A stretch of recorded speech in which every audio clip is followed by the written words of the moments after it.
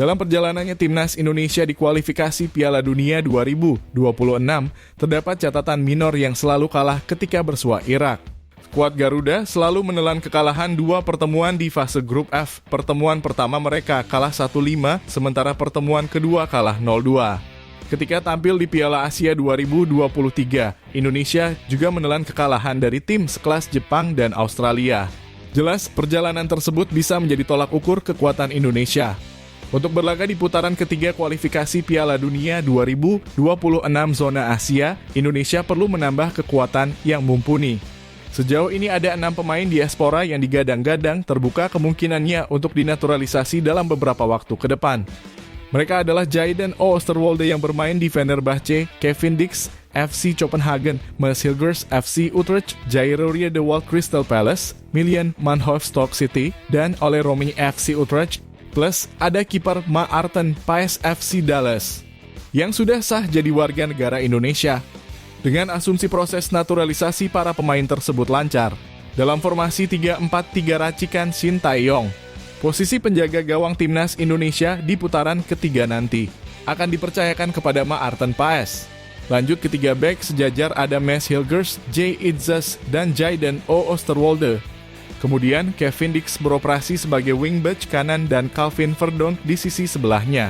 Untuk 2 gelandang sentral ditempati Tom Haye dan Jairo Riedewald. Terakhir, 3 pengisi lini serang ada Milon Manhoef, Ragnar Oratmangoen, dan Ole Romy. Sementara target Shin Tae-yong untuk timnas Indonesia di babak ketiga kualifikasi Piala Dunia 2026 zona Asia. Ternyata, target itu bukanlah finish di peringkat 1 atau 2.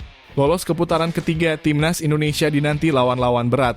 Skuad Garuda berpeluang bertemu Jepang, Iran, Australia, Korea Selatan, dan masih banyak lagi tim kuat lainnya. Menghadapi kondisi ini, pelatih timnas Indonesia, Shin Tae-yong, pun membeberkan targetnya di babak ketiga kualifikasi Piala Dunia 2026 zona Asia. Menyadari perjalanan bakal sulit bagi timnas Indonesia di putaran ketiga nanti, Shin Tae-yong tak membidik finish di urutan pertama atau kedua pada putaran ketiga ini. Andaikan gagal menjadi juara dan runner-up grup di putaran ketiga, timnas Indonesia masih memiliki kesempatan lolos apabila finish di posisi ketiga atau keempat. Sebab 2 posisi itu akan memainkan putaran keempat dan kelima untuk memperebutkan 2 tiket otomatis tersisa dan 1 tiket playoff. Kabar baik dari Malaysia.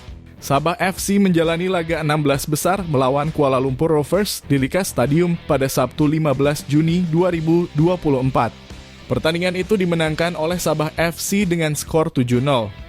Pemain timnas Indonesia Sadil Ramdhani tampil sebagai starter pasukan Ong Kim Swe. Ex-pemain Persela Lamongan itu langsung mencetak gol pada menit ke-18. Ia mencetak gol melalui sepakan bebas dari luar kotak penalti. Bola sepakan Sadil Ramdhani dengan kaki kiri meluncur keras ke dalam gawang bagian atas. Di sisi lain, kecerdasan pelatih timnas Indonesia Shin Tae-yong menuai pujian. Hal tersebut disampaikan oleh bek timnas Indonesia, Justin Hubner.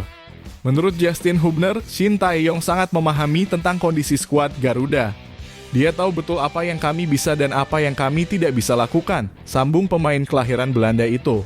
Diakui Hubner, keberanian pelatih asal Korea Selatan itu dalam menurunkan pemain-pemain muda harus diapresiasi.